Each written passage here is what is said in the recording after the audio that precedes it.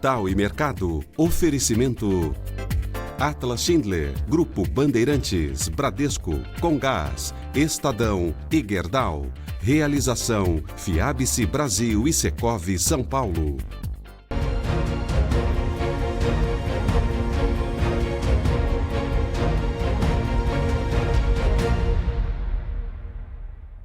Olá, começa agora o Capital e Mercado.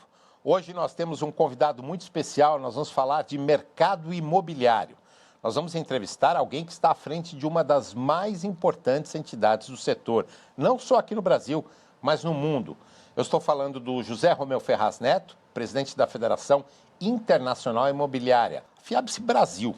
Seja bem-vindo, Zé Romeu. Obrigado pela participação. Muito obrigado pelo convite e um maior prazer estar aqui com vocês. Vamos começar falando o que é a Fiabe-se, explicar? Bom, a Fiabe-se, ela é a Federação Internacional das Atividades Imobiliárias. Ela foi criada no pós-guerra, na França, em Paris, e o objetivo dela é agregar todas as profissões que fazem parte da atividade imobiliária. Hoje, para você ter ideia, fazem mais de 40 atividades, 40 Uau. Profissões que fazem parte da atividade imobiliária. Então, ela congrega e é uma forma de fazer um intercâmbio entre essas atividades, né? Quer dizer, do corretor de imóveis ao empreiteiro. Tudo. Então, você tem o advogado, você tem o construtor, tem o desenvolvedor, tem o loteador, toda a cadeia da atividade imobiliária estaria congregado nisso. E está presente em 49 países. Então, isso permite uma troca de informações enorme, é muito gratificante quando você entra nesse mundo. Falando um pouquinho de história, interessante, surgiu no pós-guerra, é isso? Isso, no pós-guerra, para haver uma integração maior entre as atividades, fazer a reconstrução das cidades, né? Então, e ter essa troca de experiências em diversos países. E com isso ela foi se solidificando e a cada ano aumenta o número dos países que se agregam à Fiabe-se e é isso. E a Fiabe-se Brasil tem o que como atividade principal? A Fiabe-se Brasil ela foi criada em 1975, então 30 anos depois que iniciou-se aí a Fiabe-se no mundo, e ela tem, cada país tem uma certa peculiaridade. No Brasil, a Fiabe-se ela é formada mais por desenvolvedores, o que é muito bom. Em outros países, por exemplo, nos Estados Unidos, tem muitos corretores de imóveis. Cada país tem uma característica. E isso é muito bacana também, porque tem essa troca de informações enorme entre os países. Então, aqui, como são os desenvolvedores, então tem uma troca de experiência. Os desenvolvedores aqui querem muito saber como está acontecendo fora do país. Por exemplo, na semana passada eu tive um colega nosso, um incorporador famoso aqui, que ligou e falou, olha, eu queria que você pesquisasse lá junto à Fiabe-se Mundial o que tem de novo, qual que é o produto novo que eles estão lançando lá, diferente, que a gente possa utilizar aqui. Essa é a missão da Fiabe-se, né? Quer dizer, a gente procura trazer essas experiências para cá para serem utilizadas aqui no nosso país. Obviamente, as bem-sucedidas, né? Vamos falar um pouquinho dessas novidades que tem por aí pelo mundo. O que você tem visto pelo mundo de novidades? Olha, você quando vai para a Europa é muito ligado à sustentabilidade, né? Então, ultimamente, eu acho que você deve ter visto aí nos jornais um prédio na Suécia, né? Uma cidade na Suécia todinha de madeira. Sim. Esse movimento de madeira está acontecendo aqui no Brasil também. A gente tem recebido aí várias notícias de fábricas de prédios de madeira. Você sabia que tem uma pesquisa que você dorme melhor num prédio de madeira do que num prédio de concreto? Parece mais aconchegante mesmo. Então, tem uma pesquisa nesse sentido de que você se sente melhor e acaba dormindo melhor. Então, todas essas experiências, essas coisas que vão acontecendo fora do Brasil, vai trazendo para cá, né? Temos também aí, enfim, tem diversas experiências interessantes, eu posso dizer para você, quando houve o assunto do distrato, não sei se acompanhou o assunto dos distratos. Sim, foi ali mais ou menos 2015, por aí. Isso foi um horror para o nosso setor. Distrato, só para a gente situar, porque muitas pessoas que tinham comprado o imóvel estavam desistindo naquele momento com uma situação mais difícil do país econômico, não foi isso? Na verdade, o que aconteceu, que a gente pôde reparar, que essas pessoas que queriam distratar os seus contratos, eles não eram compradores finais, eles eram especuladores. Entendi. Então, quando houve aquele boom lá, 2012, 2013, que o imóvel estava sendo muito disputado, todo mundo comprava imóvel, aí quando a inflação começou a subir e o país começou a entrar num período de recessão pior, eles acharam melhor, eu vou devolver, recebo o meu dinheiro de volta e vou para outro tipo de aplicação, né? Quer dizer, isso é péssimo, né? Aí entrou a FIABS com essa orientação do distrato. Não, na verdade não. As associações muito fortes aqui no Brasil fizeram. A gente faz um apoio. Então, nesse momento, o que será que está acontecendo no mundo, nos outros países aonde tem... O que a gente pode trazer de experiência que sirva para cá? Então, nós fizemos um seminário muito interessante, onde tinham o que acontecia em relação a isso, Portugal, Espanha, Estados Unidos, onde advogados aí que militam nesta área, nesses diversos países, puderam trazer essa experiência para nós. O interessante foi o seguinte, o mais interessante foi dos Estados Unidos, que daí falamos, bom, mas tem esse assunto de extrato, como é que vocês tratam os distratos? Eles não conseguiam entender, como assim distrato? Você comprou, está comprado, como é que você vai desistir? Como é que vai? Então, você vê os diversos extremos, e a nossa legislação naquele momento permitia que você devolvesse. Isso era péssimo, porque é um dinheiro que é utilizado para a produção. Então, como é que no meio do caminho devolve o dinheiro para a pessoa? E daí, o que eu faço com os outros que compraram? E as empresas puderam notar, interessante, que todos aqueles compradores que iam utilizar esse imóvel para uso próprio, eles não queriam destratar, eles estavam em dificuldade, não queriam destratar. Eles faziam acordos para ver se estendia um pouco o pagamento, o que dava para flexibilizar. Então, isso daí, depois, com um trabalho enorme aí que foi feito, né, onde o bom senso venceu, houve uma legislação que não é o ideal para o nosso setor, mas ele... Tem um caráter educativo, FIABS, também, né? De ajudar o mercado a ter informação, Sim. De fazer o enfrentamento das questões, quer dizer, com mais propriedade e usando experiências internacionais para isso. É exatamente esse o grande objetivo dela. Nós temos associações maravilhosas aqui no Brasil, espetaculares. Mas essas associações, nos mais diferentes áreas da nossa atividade, elas não têm, não têm o foco e não têm o tempo necessário para ir pesquisando o que está acontecendo no resto do mundo. Então, a FIABS permite isso, porque já que ela tem várias atividades dentro dela mesmo, né? Várias especialidades dentro dela, podem trazer essa experiência e subsidiar essas associações. Nós temos parceria com diversas associações aqui no Brasil, onde a gente procura ajudar, trazendo essa experiência e subsídios, as boas e as más experiências, né? Lógico. Então, a gente traz para cá. Você mesmo já passou por outras entidades, né? Já, eu gosto muito de participar de entidades, então, porque eu acho que isso me traz muita informação e muita experiência, né? Quer dizer, a título, a nível, digamos, nacional, eu participo da Câmara Brasileira, da CEBIC, que é muito interessante também, mas ele tem um determinado foco e ela tem uma forma de representar todas as entidades do Brasil lá.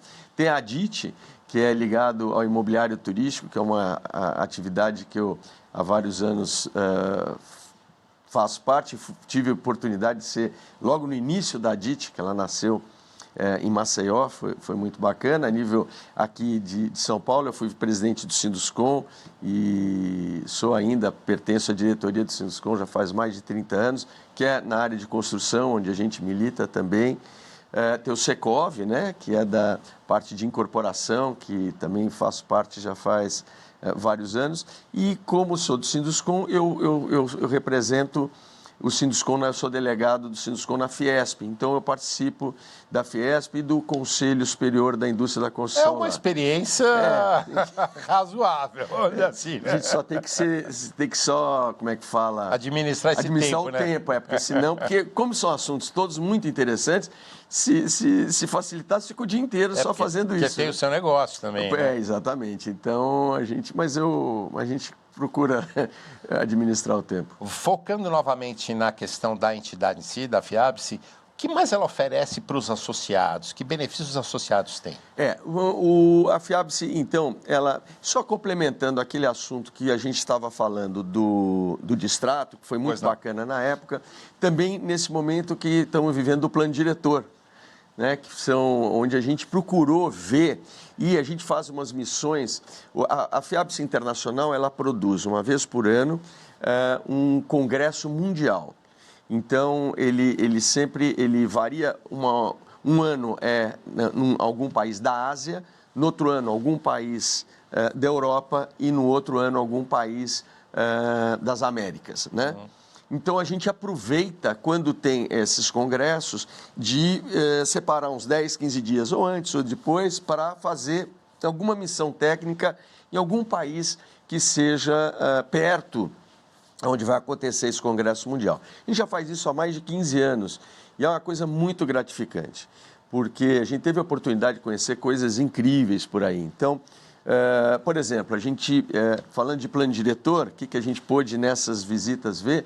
Por exemplo, o plano diretor que a gente considera mais bem sucedido aí do mundo é o de Singapura, né? Quer dizer, Singapura realmente ele funciona como um relógio, é perfeito o de Singapura. Daí tem o de Vancouver, que também nós tivemos a oportunidade de ver, que é muito bacana. Melbourne, muito bom. O que a gente pode destacar desses planos diretores que, de alguma forma, poderiam inspirar aqui em São Paulo? Cada um tem uma determinada característica. Por exemplo, em Singapura, eles são muito assim, adiantados na parte de... Por exemplo, a parte de aprovação de planta é impressionante. A gente tem muita burocracia ainda aqui, né? A gente tem muita burocracia e ainda muita limitação devido à nossa informática ainda, que ela não... Por exemplo, vou te dar esse exemplo específico de Singapura. Nós estivemos lá, visitamos um órgão da prefeitura, naquela época, estou falando 2015, 2016, quando surgiu um projeto aqui que chamava Plantas Online, que era para avançar no processo de aprovação de plantas. As empresas todas fizeram um pool, colaboraram para que a Secretaria da Habitação avançar nesse sentido. Nessa época eu estava até presidente do Sinduscon e visitamos lá o sistema de aprovação em Singapura, que é espetacular, eles aprovam tudo online mesmo e em 5 dias, uma semana, o projeto está aprovado ou não, né? E é espetacular. Aí eu estava com o presidente, como eu disse, nós trouxemos os técnicos que faz essa aprovação em Singapura para cá e para conversar com o secretário da Habitação e o pessoal aqui. Evoluímos bastante aqui, mas a gente ainda tinha naquela época, não sei hoje como está, mas naquela época tinha muita limitação tecnológica para poder avançar nesse sentido. Mas aqui nós estamos bem adiantados também, melhorou barbaramente esses últimos anos. Eu acho que cada entidade, cada experiência que vai trazendo, pode ir contribuindo para isso. Nós estamos bem adiantados, está funcionando super bem aqui também. Eu estou falando mais daquela época, né? Então esse foi um exemplo que teve. Por exemplo, em Dublin, quando a gente teve, foi ano retrasado, a gente viu... por exemplo, muitos prédios extremamente modernos, porque lá é um hub internacional de tecnologia, né? Então, a gente via aqueles prédios extremamente modernos saindo de dentro daquelas construções antigas, né? Quer dizer, que eram coisas que vinham de muitos anos e tal. Então, cada país teve Vancouver, que desenvolveu barbaramente ali em volta do porto e tal. Então, Londres, que é muito, muito avançado também. Agora, tivemos agora em Miami, por exemplo, né? Esse já não está tão bom. Esse é um exemplo que a gente ficou um pouco espantado desenvolveu demais, principalmente aí pós-pandemia. Então, são prédios, mais prédios, apartamentos, e cada apartamento daquele tem um automóvel. E vão todos para a rua, né? Tá certo? E não tem, o transporte público lá é muito restrito. Olha, um trânsito que você não pode imaginar o trânsito que estava em Miami, pelo menos quando a gente foi agora, no Congresso Mundial foi em Miami, agora em junho, então um trânsito enorme e tal. Estivemos com as autoridades lá, conversamos, mas lá é bem dividido, porque você tem South Beach, North Beach, então é muito separado tudo. E aqui, o nosso plano diretor em São Paulo, qual a avaliação que o senhor faz aí, como sendo um homem de mercado? O plano diretor, ele era extremamente necessário, né? Quer dizer, ele foi feito numa época onde fazia sentido e precisava corrigir algumas distorções que o mercado tá precisando, né? Eu acho que o plano diretor não é o ideal que foi feito agora, mas ele evolui bastante. E agora temos aí o desafio da lei de zoneamento para poder regulamentar todo o plano diretor. Que é realmente o que pega. O plano diretor é um plano geral, é a lei de zoneamento que vai definir realmente o que importa. Né? Detalhe a detalhe. Eu acho que é um desafio importante que a gente tem. São Paulo é uma cidade que estava jogando para as bordas, né? A população toda para a borda, porque como estava muito restritivo em alguns espaços que tem infraestrutura, ele vai ficando muito caro e vai jogando para a borda. O objetivo é trazer isso para cá, permitindo um adensamento maior aonde existe infraestrutura, né? Se bem que o que está no plano diretor vai ajudar, mas ainda não é o perfeito, o ideal, mas já ajuda para ir trazendo e aproveitar a infraestrutura que a gente tem e poder expandir no transporte público, né? Eu ouvi uma análise sobre isso, que inclusive do ponto de vista ecológico, de sustentabilidade, é melhor, porque, por exemplo, a cidade não vai expandir para áreas hoje que são áreas verdes no entorno de São Paulo e os mananciais, não é isso? Exatamente. Ele corrige tudo isso e deixa... aonde aqui no centro expandido, vamos dizer assim, onde você tem uma infraestrutura já disponível, está pronta, é utilizá-la. Bom, nós estamos conversando sobre o mercado imobiliário com o presidente da FIABSE. Falamos de plano diretor, falamos da entidade, falamos de serviços, falamos um pouco de serviços. O senhor citou essa questão da época dos extratos de um evento que foi promovido pela entidade. Dá para a gente falar de outros benefícios, dessa atualização que os membros da FIABSE acabam recebendo? Sim, eu acho que em 1992, a FIABSE Mundial, através de um presidente da FIABSE Mundial, que foi um brasileiro, foi o primeiro brasileiro, Luiz Carlos Pereira de Almeida, muito contribuiu para a FIABSE, ele criou o Prix d'Excellence, que seria um prêmio que vai reconhecer projetos internacionais. Então, existe um comitê de análise desses projetos. Qualquer empresa pode apresentar o seu projeto no capítulo do país ao qual ele faz parte. Neste país ao qual ele faz parte, se ele ganhou um prêmio, que aqui no Brasil se chama Master, em diversos países são os prix dos países correspondentes, aí ele pode concorrer ao Prix d'Excellence. Então, isso acontece uma vez por ano. Tem uma comissão enorme que julga, eu tenho a oportunidade de fazer parte já há alguns anos dessa comissão que analisa, né? É dividido em categorias: comercial, baixa renda, alta renda, média renda, hotelaria, públicos, prédios públicos, enfim, retrofit, tem diversas categorias. E aí essa comissão julga e ele ganha, e daí tem a premiação na época do Congresso Mundial. Então, trazendo para o Brasil, 92 foi criado isso. 94 foi criado no Brasil o Prêmio Master Imobiliário, que é o Prix d'Excellence aqui. Que é o Prix d'Excellence aqui. Ele é tido assim como se fosse o Oscar da indústria imobiliária. É um prêmio bacana, porque as empresas, elas se sentem muito honradas em participar desse prêmio e tal.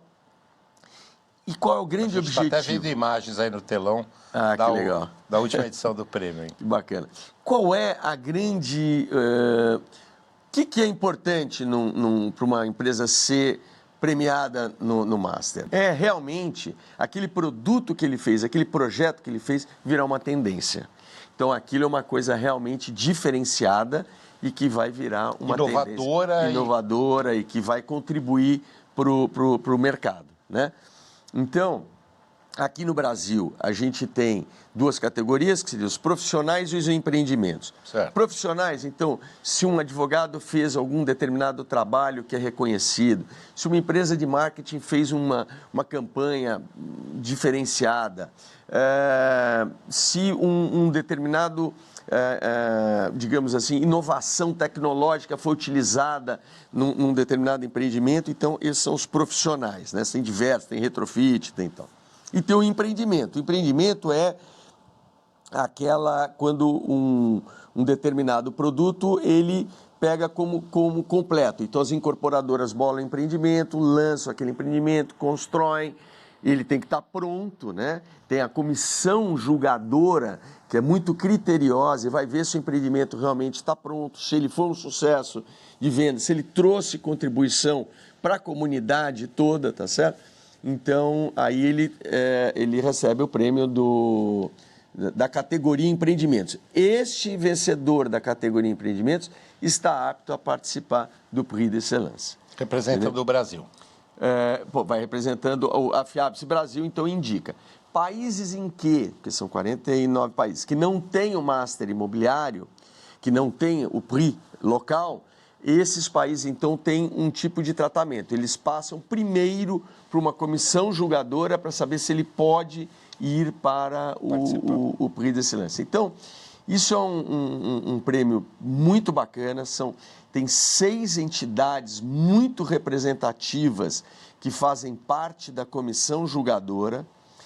E tem ainda o presidente da comissão julgadora, que é o Carlos Pires, que é o head da KPMG aqui no Brasil, que faz que coordena todo esse trabalho dessa comissão julgadora. É interessante isso, porque a gente não tem acesso nenhum ao que está, a diretoria não tem acesso nenhum, porque essa comissão julgadora, ela tem uma independência e um tratamento à parte. A gente fica sabendo só no final, quando aí é marcado para fazer aí os trabalhos de apresentação e tal.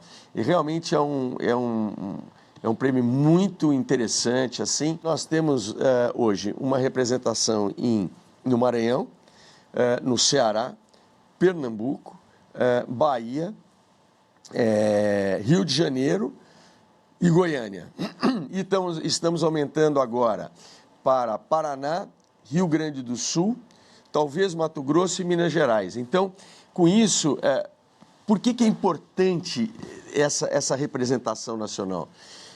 E olha, vou te dizer que no ano passado, metade dos prêmios já foram para empresas fora daqui de São Paulo, Rio de Janeiro. Está distribuído no Brasil todo. Porque a empresa eu vi um case específico lá do Ceará, fazendo anúncio de folha inteira no jornal, dizendo que ele tinha ganho com aquele. E ele vai buscando todas as experiências dos outros ganhadores de outros anos, entendeu? Sim. Então vai evoluindo. Com isso, a indústria toda evolui de uma forma muito interessante. Então, esse, na sua pergunta, eu acho que é o grande legado, né, que a gente deixa para esse mercado. Fora os webinários foi muito interessante também na pandemia. Os webinários foi uma forma muito rápida de transmitir informação. Então, por exemplo, fizemos um webinar muito interessante uns meses atrás com alguns países da América Latina para saber como estava indo a atividade imobiliária em cada país, né? Cada país não, os países que estavam lá, que eram 6 ou 7. Por exemplo, o que foi uma surpresa para Nicarágua. Você acredita que o mercado imobiliário da Nicarágua está em plena expansão? É mesmo? Quer dizer, estava lá o representante da Nicarágua. Então, estava Nicarágua, estava Colômbia, estava Peru, Chile, tinha diversos países aqui dando as suas experiências e as suas dificuldades. Então, isso daqui é muito bacana. Outro webinar muito legal foi sobre arquitetura. Então, tinham diversos países, com escritórios de diversos países, mostrando como é que estava indo a tendência da arquitetura nos seus países e tal. Então, foi essas coisas todas que a gente traz como experiência que é muito rico. Então, cursos, né? Nós fazemos visitas técnicas aqui a empreendimentos icônicos, empreendimentos diferenciados, visitas culturais. Fomos aí um dos primeiros a fazer a visita no Museu do Ipiranga, quando a última presidente mundial da FIABS era uma americana, Susan, e ela veio ao Brasil, então o governo abriu o Museu do Ipiranga para a gente visitar antes dele estar aberto, para conhecer e tal. Então, tem muita coisa bacana para isso. Você está convidado para ir na próxima visita. Com o maior prazer. Estaremos todos lá. Que bom. Muito obrigado. José Romeu Ferraz, presidente da FIABS Brasil. Muito obrigado pela sua participação hoje aqui no Capital e Mercado. Você, telespectador, obrigado por nos acompanhar também nesse programa. Programa especial, Capital e Mercado. E antes de encerrar, eu só gostaria de informar que no dia 27 de setembro vai acontecer a cerimônia de premiação do Prêmio Master Imobiliário. Nós conheceremos os melhores empreendimentos e iniciativas do setor. O QR Code na tela direciona aí para o site da premiação. Você fica ligado. Infelizmente, o tempo voou nessa nossa conversa. A gente fica por aqui, mas vamos ter essa oportunidade no dia 27 de setembro de estarmos juntos novamente. Obrigado, prazer. Viu? Obrigado a você. O Capital e Mercado volta na semana que vem. Até lá.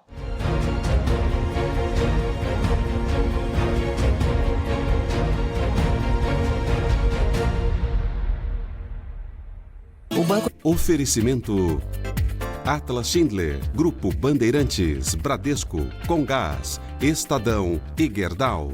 Realização FIABS Brasil e Secov São Paulo.